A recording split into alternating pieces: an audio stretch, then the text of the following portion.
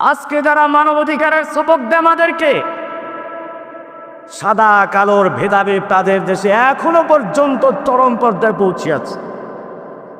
মোহাম্মদ আলী কিরে, আমেরিকার গৌরব বিশ্ব চ্যাম্পিয়ন হেভিওয়েট মুষ্টিযোদ্ধা, হোটেলে খেতে গেছেন, কালো চামড়া, দীর্ঘক্ষণ পর্যন্ত খাবার দেওয়া হচ্ছে না। চিৎকার মেরে বললেন, খাবার পরিবেশন করা হচ্ছে না কেন?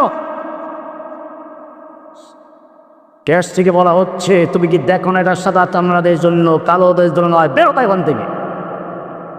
খেলে গেলেন, আমি বিশ্ব হেভিওয়েট মুষ্টিযোদ্ধা, কেসিয়াস কিলে কখনো মোহাম্মদের হয় নাই, তুমি যেই হও বেরিয়ে যাও, এটা কালো চামড়াদের জন্য নয়। মারামারি লেগে গেল। একজন বিশ্ব চ্যাম্পিয়নের সাথে মারামারি কত চারটিখানি বিষয় না, মারামারিতে জিতে গেছেন।